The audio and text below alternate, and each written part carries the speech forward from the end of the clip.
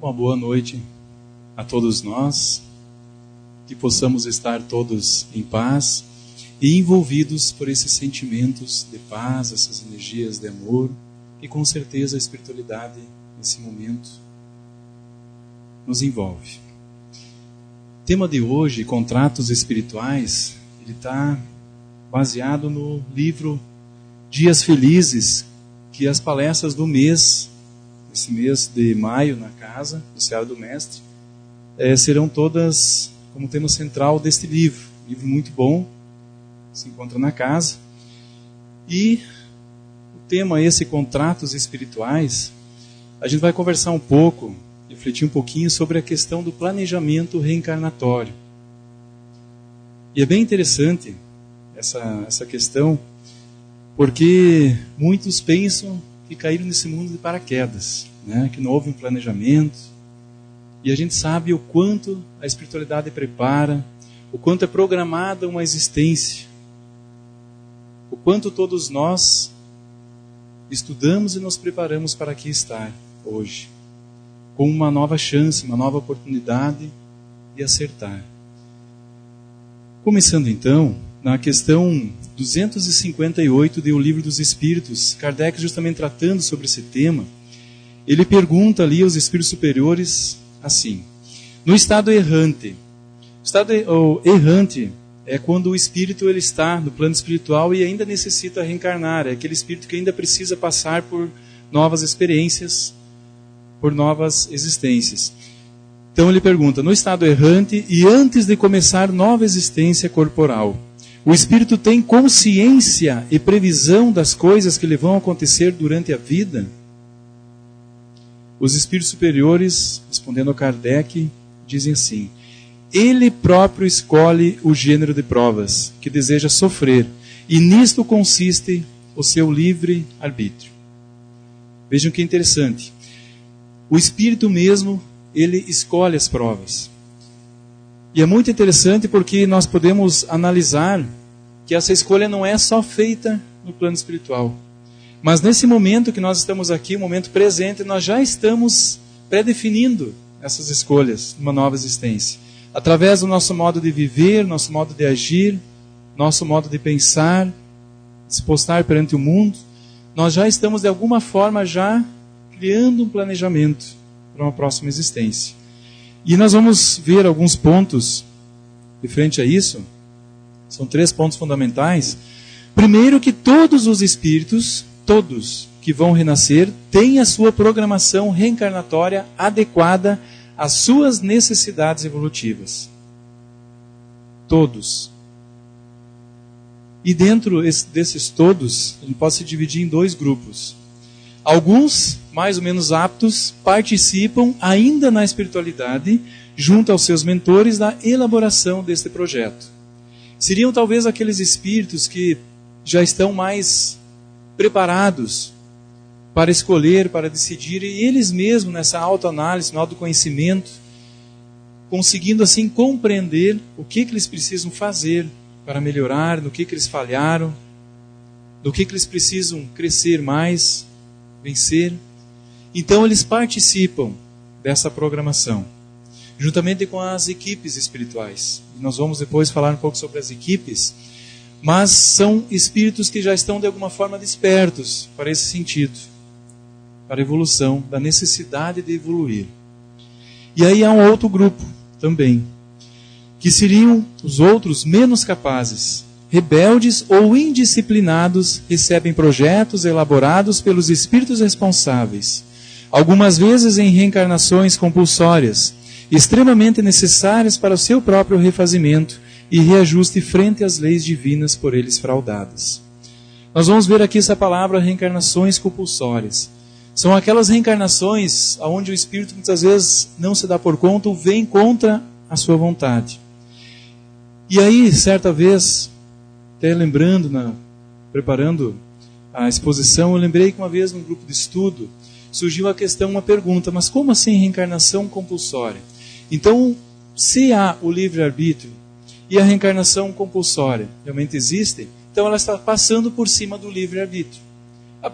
O espírito está vindo contra a sua vontade. outros estão tomando a decisão por ele. Então, aonde está o livre-arbítrio? Isso é muito interessante.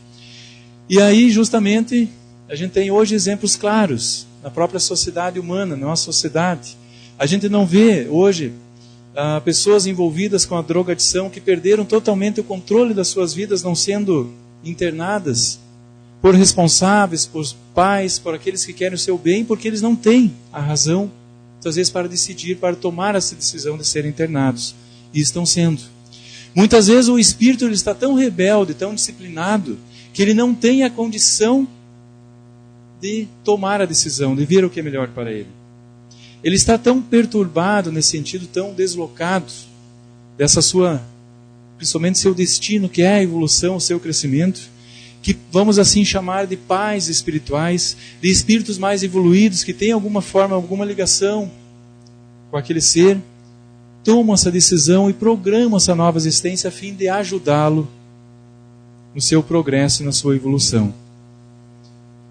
E, inclusive, tomando assim decisões, criando planejamentos, decidindo a família, o meio social, tudo que ele vai estar, tudo para o seu bem, para o seu crescimento.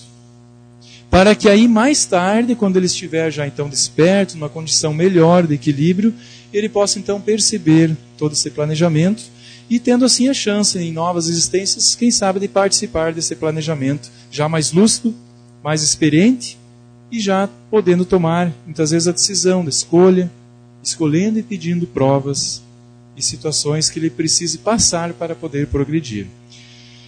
Então nós vamos analisar justamente como que se dá essa reencarnação, esse planejamento reencarnatório. Primeiro ponto que é planejado, há um projeto biológico ou biofísico, onde consiste no planejamento do corpo físico do reencarnante, do qual o espírito vai reencarnar. Então o que acontece nesse procedimento, nessa etapa? De acordo com a necessidade de evolução daquele espírito, ou de acordo com a situação que ele deixou o seu perispírito, talvez pelas suas últimas vivências, sua última existência, será programado um novo corpo para ele. Nós sabemos que quem molda, quem dá muito assim, a aparência, o sentido, o molde para o corpo físico é o perispírito. E nesses casos, há situações, em alguns casos, do suicídio, daquela pessoa que de alguma forma se envolveu no vício, seja do alcoolismo, da drogadição, algum caso assim, ou em outras situações, do mau uso do seu corpo físico, através do pensamento, do seu modo de viver, da alimentação, seja como for, poderá ter ficado impresso no seu perispírito aquela marca, aquele reflexo da sua existência. Automaticamente, pela lei de causa e efeito, pela lei natural das coisas, poderá trazer refletido essa situação na sua nova existência. Até para que ele possa, então, cuidar mais e ter, assim, uma maior responsabilidade com o seu corpo, com esse presente que todos nós recebemos. E nós vemos aí a ciência provando, muitas vezes, essa situação que a reencarnação pode explicar. Doenças aonde nós já trazemos impressas, doenças genéticas. Casos, por exemplo, de uma família, onde são 2, 3, 4 filhos, e muitas vezes um traz aquela impressão, como que gravado no seu DNA, a tendência para o vício. E por que os outros não o trouxeram?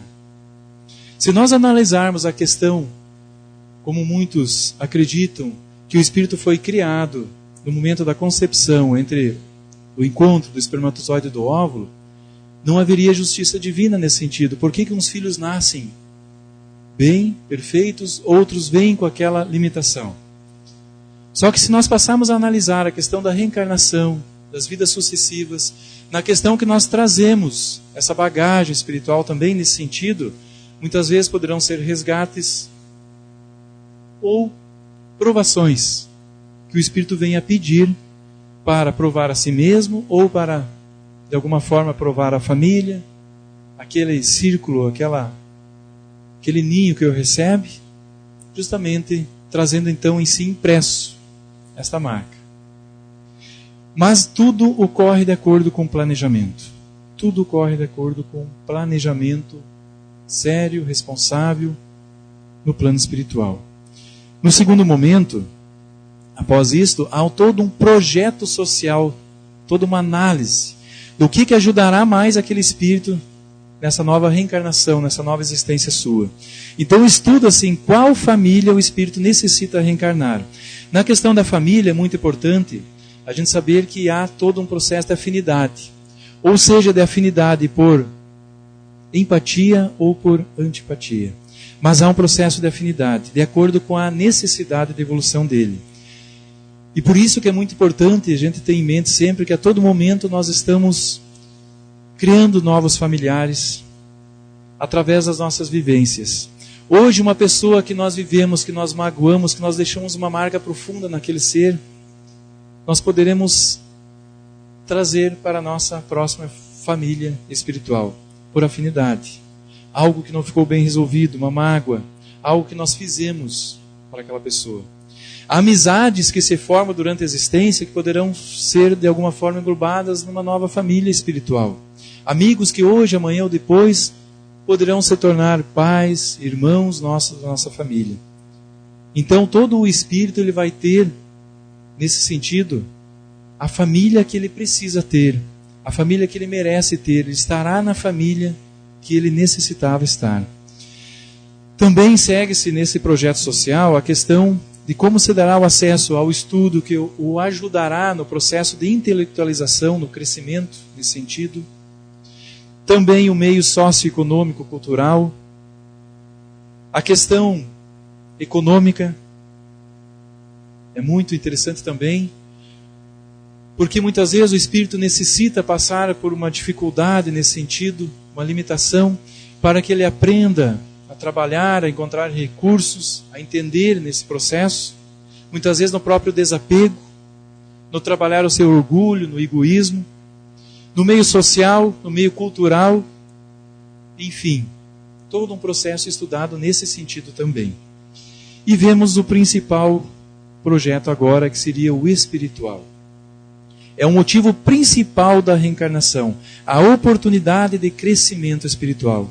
E nesse sentido nós temos que ter sempre em mente, principalmente quando começamos a estudar a doutrina espírita e começamos a ter acesso a todo esse conhecimento, nós temos que entender que nós estamos aqui por um motivo que é o nosso crescimento, que é nos tornarmos pessoas melhores. Então esse é o principal projeto na nossa existência. Seja se tornar uma pessoa melhor na nossa família, no nosso relacionamento, na empresa onde trabalhamos, no meio social, na vizinhança, trazer essa reforma íntima, esse melhoramento para dentro de nós, passar a educar os nossos sentimentos. Nesse sentido, nós vamos nos melhorando e estaremos cumprindo com esse planejamento. Mas nós vamos analisar um pouquinho mais sobre a questão do projeto social, referente à família, e essa questão do projeto espiritual.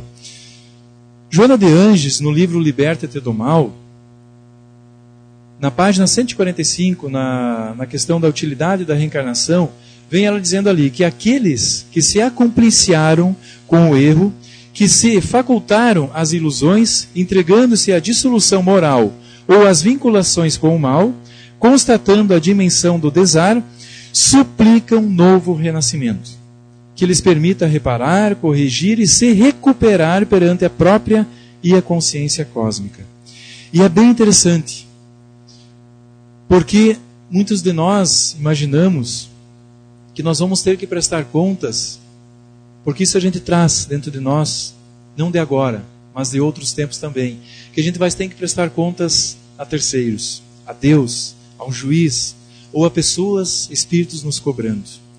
Mas na verdade, o maior cobrador, quem mais vai nos cobrar de nossas atitudes, nossos atos, é a nossa própria consciência. É ela que mais vai nos cobrar. E é justamente nesse sentido que Joana de Anges continua dizendo que quanto maiores forem os gravames, os erros, mais rigorosas as rogativas e mais ardentes desejos de reabilitação. Porque a consciência ultrajada exige mudanças de comportamento e a adoção de valores mais elevados. Os espíritos superiores dizem que o maior sofrimento no plano espiritual é a percepção do espírito quando ele cai em si, quando ele percebe-se, que ele desperta para o tempo perdido, principalmente para a questão da perca da sua oportunidade que lhe foi dada de existência. E ele passa muitas vezes despercebido nessa existência dessa oportunidade e desperta apenas no plano espiritual.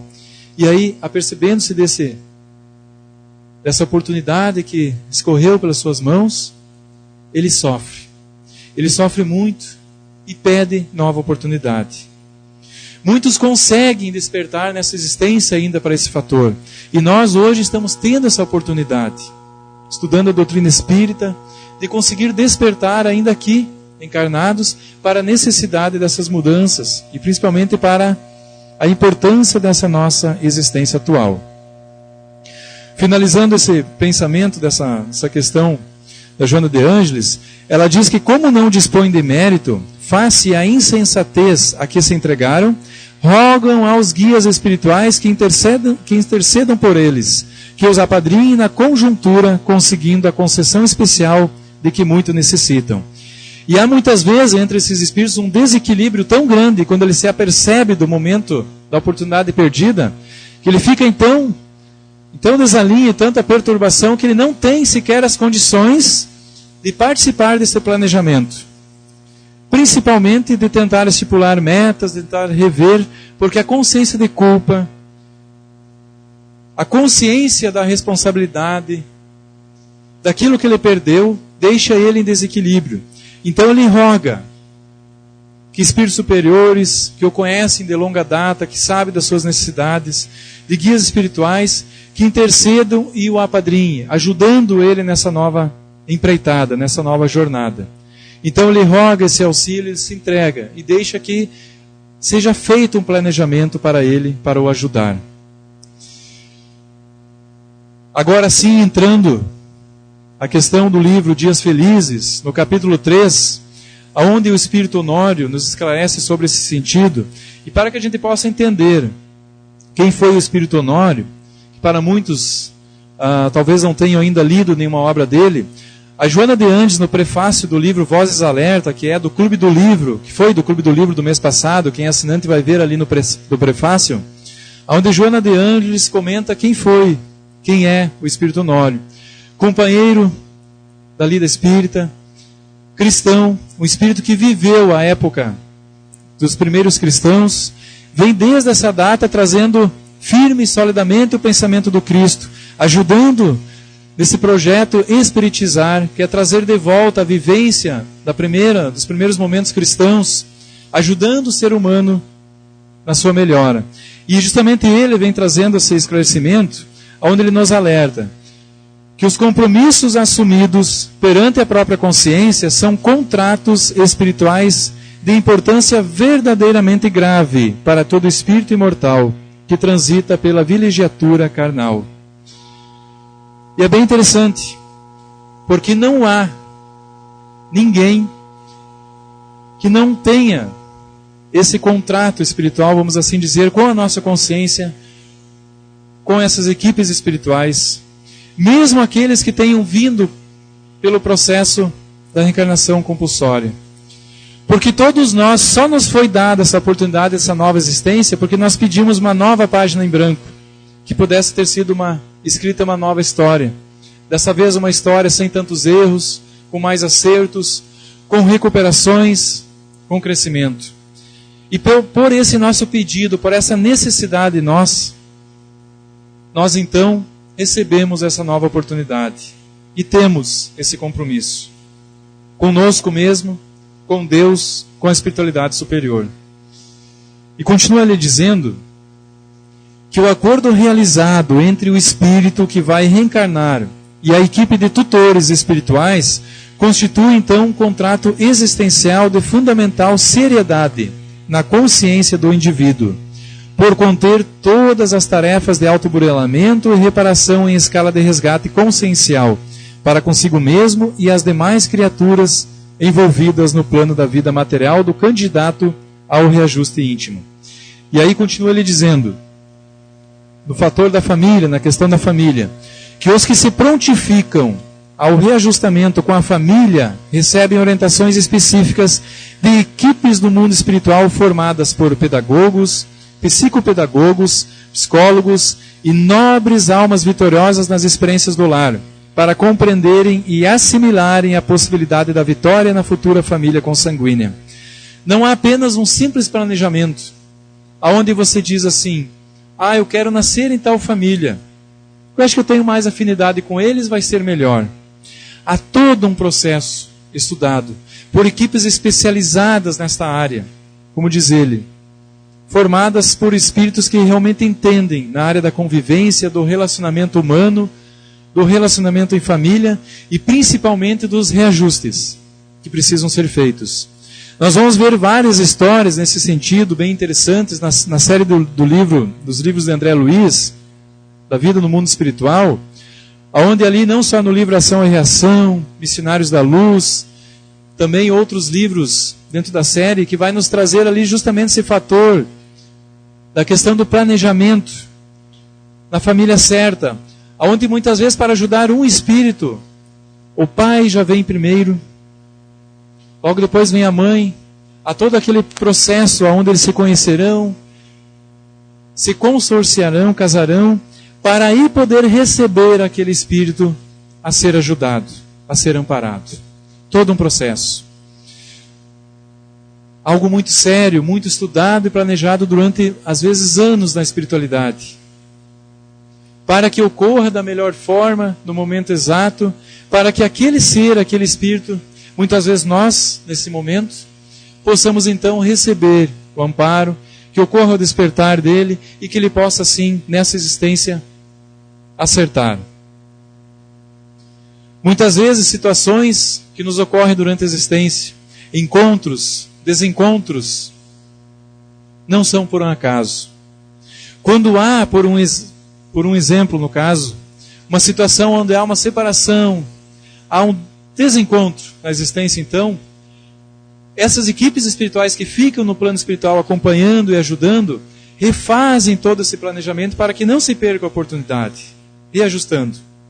Mesmo que muitas vezes aquele ser que teve a responsabilidade daquele novo caminho escolhido, saindo do planejamento, tenha que depois responder por esse ato, mas aquele foco principal, ele vai ser novamente planejado e recambiado para que não perca essa oportunidade.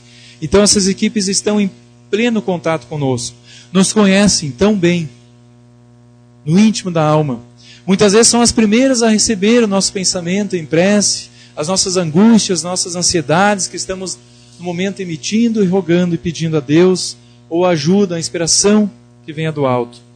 Porque eles têm essa ligação maior com nós, eles nos conhecem melhor. Nos amam, nos cuidam, sabem das nossas histórias passadas e sabem o que é melhor para nós. Então isso é muito importante a gente ter em mente, que ninguém caiu aqui por um paraquedas. Mesmo muitas vezes aquele ser, aquele espírito que vem, e nos primeiros momentos da sua existência ele já passa pelas primeiras provações, pelas primeiras expiações, onde muitas vezes já é rejeitado pela mãe, pelo pai, abandonado, e vai parar num orfanato, numa instituição que o ampara, que o ajuda. Muitas vezes já há pais, já há espíritos comprometidos com ele esperando para a adoção, ou lá mesmo naquele orfanato que o conhece. São conduzidos espíritos afins, pessoas afins, onde a própria espiritualidade o conduz, que irão ajudá-lo. Ninguém jamais cai de paraquedas e fica desamparado. Todos somos amparados. E muitas vezes aquilo que nós achamos que foi coincidência, que foi azar, que foi esquecimento, que Deus nos abandonou, é justamente aquilo que nós precisávamos para a nossa evolução nessa existência. E aí a gente passa a entender aquele processo da expiação e da prova, onde talvez a gente precisa entender isso, que há uma grande diferença entre prova e expiação. A prova é aquela situação que nós rogamos, porque já nos achamos aptos, preparados a passar, a suportar ela.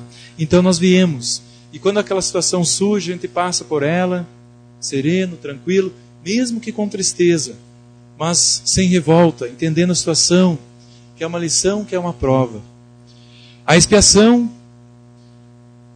em grande parte da maioria, traz junto a revolta. E aí, se nós vivemos fatos nossos mesmos, vividos, nessa mesma existência, e vamos analisar agora e pensar, como me revoltei com aquela situação? Talvez era porque era uma expiação. Porque a expiação é um resgate. Muitas vezes o Espírito até tem contato no planejamento reencarnatório que ele terá que passar por aquilo, mas ele não quer, ele não aceita. Mas ele sabe que ele vai ter que passar. Então há muitas vezes a revolta. É uma pena porque a revolta muitas vezes é falha nesse sentido do Espírito. Ele terá que novamente passar. Porque quando vem a revolta em nós, a gente precisa trabalhar. E principalmente agora, tendo esse conhecimento, acesso a esse conhecimento que a doutrina espírita nos traz, nós somos ainda mais responsáveis se nós alimentarmos essa revolta. Porque o sentir a revolta é uma coisa, você alimentar é outra. Você trabalhar para que ela não cresça, para que a gente consiga apagá-la, quando ela começa, é diferente do que você alimentar e aceitá-la. Então a gente precisa entender isso, que muitas vezes estaremos passando por expiações, por provas, mas necessárias ao nosso crescimento, porque foram necessárias para nós. Ainda no livro também Liberta do Mal, completando o pensamento do Espírito Honório, Joana de Ângeles coloca ali, que rogaste antes do berço a benção da reencarnação no lar que ora te acolhe, com a família de que necessitas, aquela que não soubeste preservar, quando estiveste em seu seio e criaste os embaraços que hoje retornam, exigindo-te reparação. Então isso é muito importante, para que a gente possa entender esse ponto, essa questão da família. E aí há essa outra equipe, muito importante, a equipe multidisciplinar, que também ele vem nos esclarecendo, que para os que aceitam a tarefa doutrinária na Terra, e aí vem a todos aqueles que de alguma forma já estão despertando, que a consciência já chama para um despertar, para que a gente precisa começar de alguma forma já a movimentar algo dentro de nós. Não só ficando com esse conhecimento para nós, mas começando assim a já trabalhar, ajudar aqueles trabalhadores já da seara espírita ou de qualquer movimento religioso. Para esses que muitas vezes já vêm com essa tarefa, na sua programação, ele diz, para os que aceitam a tarefa doutrinária na Terra, outra equipe se soma à primeira para esclarecimentos de ordem organizacional frente à condução de responsabilidades e diretrizes diretas no movimento religioso formada por sábios na questão da religiosidade, na questão do Cristo, líderes experientes na arte de conduzir fielmente o pensamento do Cristo.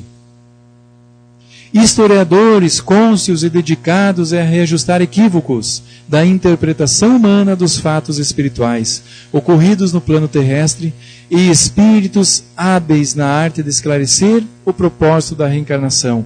São parte da equipe multidisciplinar constituída para auxiliar os futuros reencarnados no grave compromisso moral entre os homens e mulheres do plano físico. Então, além de todo esse amparo na questão do projeto da família, no projeto social, do corpo, na estrutura, no projeto de evolução, nesse projeto espiritual, soma-se a primeira essa outra equipe, preparando o indivíduo, preparando aquele espírito, para que ele venha assumir, no momento que ele despertar, essa oportunidade do trabalho redentor, do trabalho, do despertar de consciências, do ajudar ao próximo, no sentido do seu autobrilhamento, do autoconhecimento, amando assim o próximo como a si mesmo. Então, a gente sempre diz também que ninguém cai de paraquedas também no trabalho. Muitas vezes, muitos fogem. A sua consciência o cobra, o pede que ele faça algo que já não mais é momento de apenas ficar se alimentando, usufruindo do conhecimento, mas já é hora de fazer algo. E alguns às vezes fogem nesse pensamento, tapam seus ouvidos, se afastam. Isso é importante, a gente também analisar essa questão.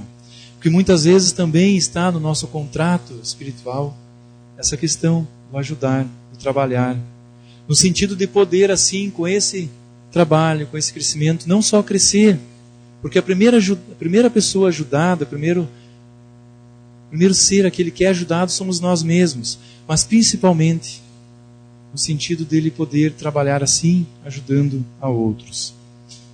Continua ele dizendo ali que para os indivíduos endividados na consciência com a tarefa doutrinária, o investimento realizado pelos tutores da vida maior é bem específico quanto aos compromissos de ordem moral para com a religião em que atuarão na terra. Continua dizendo ainda: matriculado na programação reencarnatória, o espírito possui uma rotina de estudo e trabalho fundamental para o fortalecimento de seus propósitos, sedimentando ao máximo os ensinos recebidos na própria alma e buscando cultivar os sentimentos nobres, pois sabe que a influência da matéria e a lei de esquecimento são desafios a superar com dedicado esforço, já que tudo de bom que colocará em prática na terra será resultado de suas escolhas lucidamente aceitas antes do renascimento. E esse fator é muito interessante, porque todo espírito nessa questão, quando ele se matricula nessa programação reencarnatória, quando ele está se preparando para reencarnar, ele sabe que o seu primeiro desafio será na questão, no momento que ele renascer, que ele reencarnar, a questão da lei do esquecimento necessária a ele. Ele estará recebendo um novo cérebro, uma nova folha em branco, vamos assim dizer. Então ele precisa, principalmente, gravar muito bem no seu inconsciente, no seu espírito, na sua lembrança, tudo aquilo que ele aprendeu. Então ele passa a estudar, a se programar, a estudar a fundo tudo o que ele precisa nessa nova existência, buscar. E aí muitas vezes ele consegue, na existência nova, trazer em si impressas tendências. E a gente vê muitas pessoas que nascem com tendências natas, na arte, na música, na filosofia, já aquela ligação com a espiritualidade, com a religiosidade em si, traz muitas vezes habilidades manuais, práticas, que outros demoram anos para conseguir aprender. No primeiro momento, no primeiro contato, ele tem uma facilidade tremenda, como se já tivesse aprendido aquilo conhecido. E isso fica, desperta, naquele momento, na sua consciência. Então ele sabe que precisa estudar muito para que assim fique gravado em sua mente, em seu espírito, essas lembranças. A escolha das provações pelas quais o espírito irá passar na experiência física é resultante de delicada preparação espiritual reencarnatória, com investimentos graves, profundos e detalhadamente organizados para a grande viagem existencial rumo à vitória em nova personalidade. E aí é bem interessante, que complementando o que diz aqui nessa frase, nesse pensamento, diz, nos lembrando essa questão: ocupe-se o espírito reencarnado, no caso nós, em auscultar a própria consciência e perceberá as nuances da programação reencarnatória, convocando-o ao cumprimento dos deveres assumidos. Não se faz necessário conhecer detalhes e informações impressionantes para ouvir em si mesmo as orientações recebidas antes do retorno à vida corporal. Aliás, raramente esse caso acontece. A gente vê hoje muitas pessoas procurando a regressão, procurando saber o que foi numa existência passada, procurando saber o que eu fui, o que eu fiz. Basta nós analisarmos a nossa consciência, o modo que nós somos hoje. Se eu ainda sou muito orgulhoso, trago em mim isso a vencer, é porque se nós analisarmos e potencializarmos um pouquinho mais, éramos assim numa existência passada. Se trazemos de nós ainda enraizado o orgulho, o egoísmo, a vaidade, precisamos trabalhar isso porque já fomos um pouquinho piores ainda na existência passada. E aí vamos vendo outras tendências, a vícios, a situações, problemas muitas vezes de relacionamento na família. O porquê? Porque talvez estejamos naquela família, temos aquele membro da família justamente porque precisamos trabalhar esta vivência, aprender a conviver, a perdoar, a refazer a amizade que talvez tenha sido perdida, ou a buscar naquele ser o perdão, seja nosso, seja dele em relação a nós. Então a gente precisa ter consciência de que talvez quanto mais difícil o relacionamento, maior nós tenhamos naquele sentido, responsabilidade, e que precisamos assim trabalhar para isso.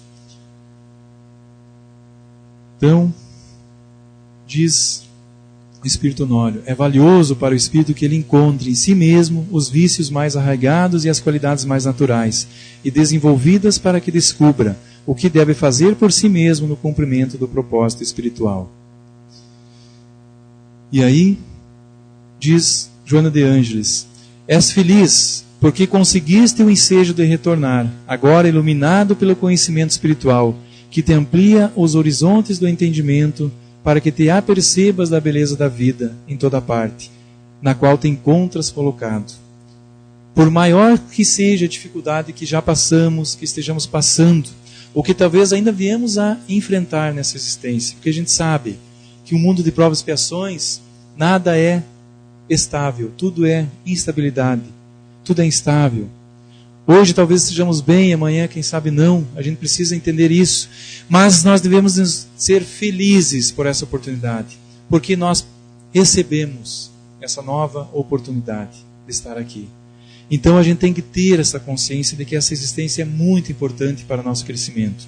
E aí, encerrando a exposição, diz Honório, encerrando esse capítulo também, compreendendo a fragilidade da alma humana e sua tendência para desvirtuar os compromissos espirituais na alma, Jesus exclama na pergunta registrada em Marcos, capítulo 9, ó incrédulos, até quando estarei convosco? Até quando nós negaremos? Até quando vamos fechar os ouvidos para a nossa consciência? E aí, diz assim, para que a coletividade saiba para sempre que em matéria de evolução moral, não basta apenas que queiramos a presença de Jesus nos auxiliando, mas, sobretudo, que nos mantenhamos com a responsabilidade de fazer tudo o que for necessário para fixarmos o compromisso com a consciência, sentindo a sua mensagem no âmago do coração. Que possamos despertar para tudo isso, entendendo que essa existência é a mais importante de todas as existências que nós já vivemos, como espíritos imortais que somos. Ela é decisiva, principalmente porque hoje estamos tendo contato com a doutrina luz, com a doutrina espírita, o Consolador prometido, nesse instante tão importante de que vive nosso mundo, um momento de transição para o mundo de regeneração.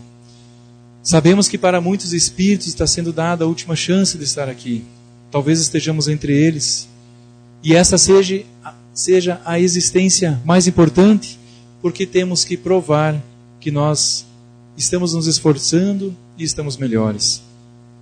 Então que nós possamos usar, aproveitar a doutrina espírita para estudá-la, para aprender, para buscar o autoconhecimento, para assim poder, de alguma forma, educar os sentimentos que há muito tempo têm nos deixado presos ao sofrimento, nos lamaçais das vidas. Que não fechamos mais os ouvidos a esse chamado e que possamos despertar para tudo isso. Eu agradeço muito a atenção de todos, a paciência, a atenção, a companhia dos amigos espirituais e de todos que estiveram aqui hoje. Obrigado.